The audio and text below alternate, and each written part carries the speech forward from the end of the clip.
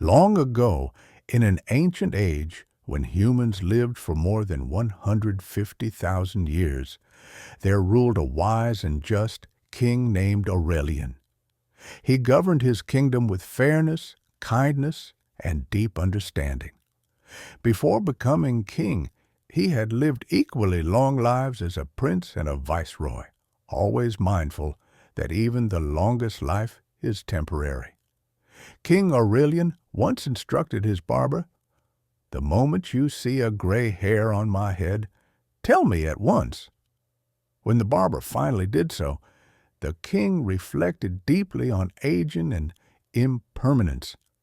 Without delay, he handed the throne to his eldest son, gifted a village to the barber, and left the palace that very day to live as an ascetic in a mango grove. For the rest of his life, he practiced the four perfect virtues: kindness, compassion, joy in others' happiness, and calm balance of mind. After death, he was reborn in heaven. From heaven, Aurelian observed his descendants. For countless generations, his son, grandson, and their heirs ruled righteously, renounced power at old age, and lived spiritual lives. This noble cycle continued for 84,000 generations minus two. Those final 2 generations ruled with greed and cruelty, causing moral decline. Seeing this, Aurelian chose to return to the human world to restore righteousness, reborn as the son of the reigning king. At his birth, fortune-tellers foresaw his destiny, and he was named Prince Niran, meaning the one who completes the cycle. Prince Niran grew honest, generous, and firm in justice. As king, he ruled with compassion, built 5 great alms halls for the poor, and taught moral conduct.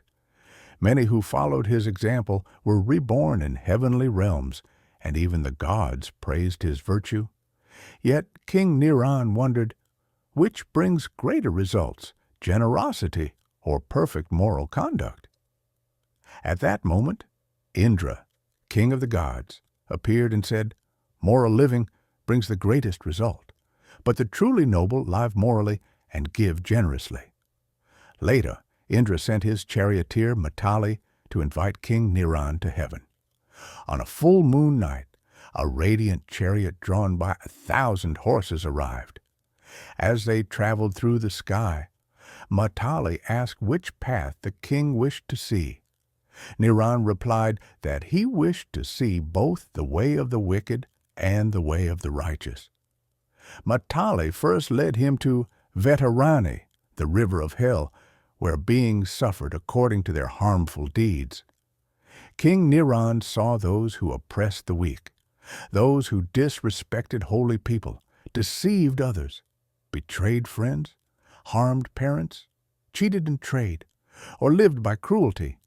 Each realm reflected the consequences of immoral actions. Seeing this, King Niran felt deep compassion and sorrow. Because so many realms were shown, Indra warned Matali that the king's human lifespan was being used. At once, the remaining hells were revealed together, and the chariot turned toward heaven. On the way, Matali showed King Niran splendid heavenly palaces of gold and crystal, surrounded by gardens, music, and joy. These beings had earned happiness by kindness, truthful speech, hospitality, generosity, and respect for holy days. Passing the sacred realms and Mount Meru, they reached Indra's heaven. Welcomed with honor, King Niran was invited to remain, but he humbly refused, saying that heavenly rewards should be earned through one's own actions. He stayed 1 week, teaching the gods about moral living, then returned to his kingdom. King Niran shared all he had seen and guided his people toward righteous lives. Years later, when his barber found a gray hair, he placed his son on the throne and returned to the mango grove. Thus, the noble cycle continued, reminding all that wisdom, compassion, and moral conduct sustain the world, while greed and wrongdoing lead to decline.